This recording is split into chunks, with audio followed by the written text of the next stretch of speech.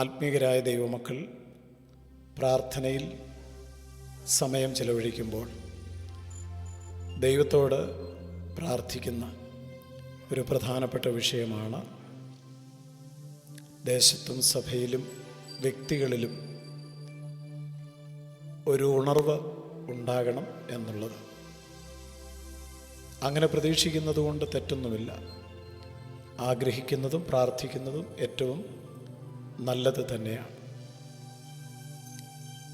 അവർ പ്രതീക്ഷിക്കുന്ന ഉണർവ് ആദിമ നൂറ്റാണ്ടിൽ യെരുശലേം സഭയിലും ശമര്യ പട്ടണത്തിലും ഒക്കെ ഉണ്ടായ ഉണർവ് പോലത്തെ ഒരു ഉണർവാണ്.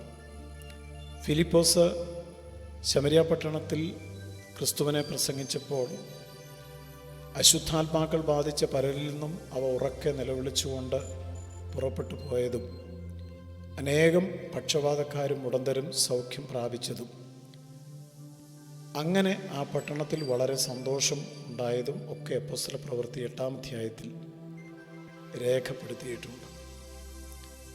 ഫിലിപ്പോസ് ശമര്യ പട്ടണത്തിൽ ചെന്ന് ക്രിസ്തുവിനെ പ്രസംഗിച്ചപ്പോഴാണ് ഇതൊക്കെ ആ പട്ടണത്തിൽ സംഭവിച്ചത്.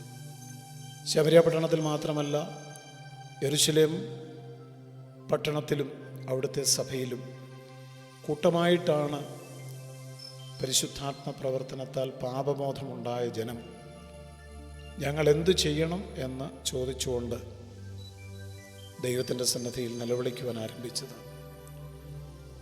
മാനസാന്തരവും സ്നാനവും അന്ന് സാധാരണ സംഭവങ്ങളായിരുന്നു.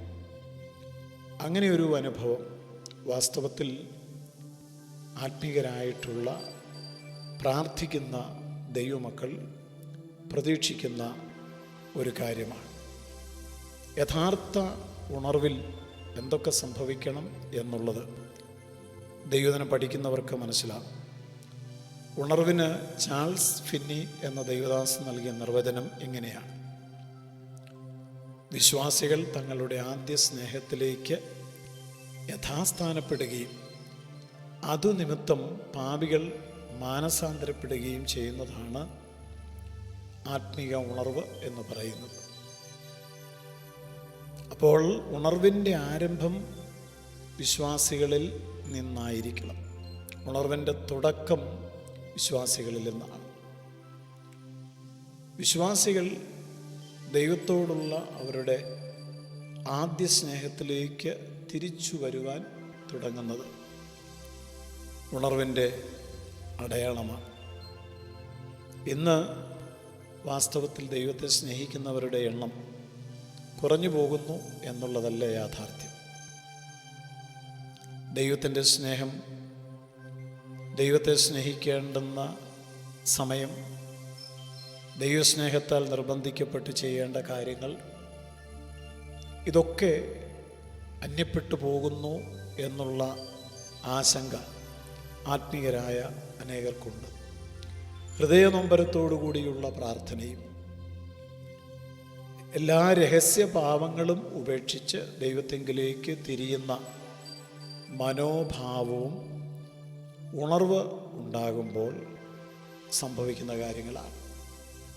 ഉണർവ് എന്ന് പറയുന്നത് കേവലം ശബ്ദകോലാഹലം കൊണ്ട് അവസാനിക്കുന്നത് അല്ല. ആരാധനയിലും സ്തുതി സ്തോത്ര ശബ്ദങ്ങൾ ഉയർത്തുന്നതിലും ഒക്കെ ഉപരിപ്ലവമായ ചില അനുഭവങ്ങളൊക്കെ ഉണർവാണെന്ന് ആളുകൾ തെറ്റിദ്ധരിക്കുന്നു. സംഗീത ഉപകരണങ്ങളുടെ അകമ്പടിയോടെ താളമേളങ്ങൾക്കൊത്തവണ്ണം ആരാധന കൊഴുപ്പിക്കുന്നതാണ് ഉണർവെന്ന തെറ്റിദ്ധാരണയിൽ പലരും വഞ്ചിതരാവുകയാണ്. യഥാർത്ഥ ഉണർവ് ഒരു വ്യക്തിയിൽ, ഒരു സഭയിൽ നടക്കുന്നുണ്ടെങ്കിൽ ഹൃദയനൊമ്പരത്തോടുകൂടിയുള്ള പ്രാർത്ഥനയും എല്ലാ രഹസ്യ പാവങ്ങളും ഉപേക്ഷിച്ച് ദൈവത്തെങ്കിലേക്ക് തിരിയുന്ന അനുഭവങ്ങളും തീർച്ചയായും അവരിലുണ്ടാകും. വിശ്വാസികൾ ആദ്യ സ്നേഹത്തിലേക്ക് തിരിച്ചു വരും എന്നുള്ളത് ഉണർവിനോടുള്ള ബന്ധത്തിൽ നടക്കുന്ന കാര്യങ്ങളാണ്.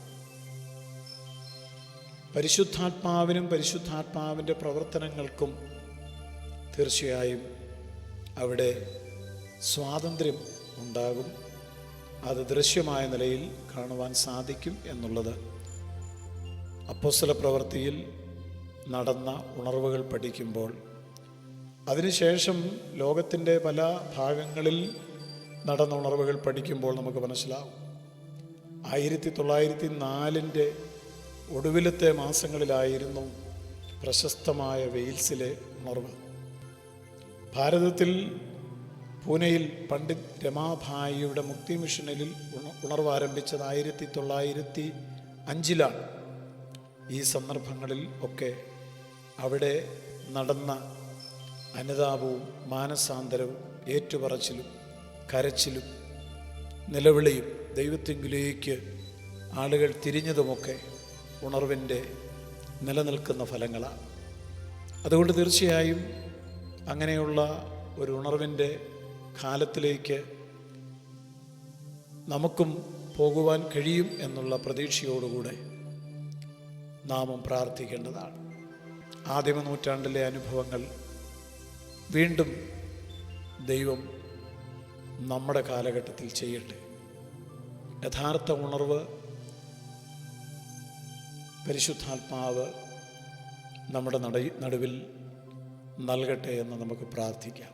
സ്വർഗീയ പിതാവേ, യഥാർത്ഥ ആത്മീയ ഉണർവിലേക്ക് ഈ കാലങ്ങളിൽ വ്യക്തികളെയും സഭകളെയും അവിടുന്ന് നടത്തണം. അതിനുവേണ്ടി എന്തൊക്കെ ചെയ്യണമോ അതെല്ലാം ചെയ്യുവാൻ കൃപ നൽകണം. ക്രിസ്തുയേശുവിൻ നാമത്തിൽ തന്നെ ആമേൻ.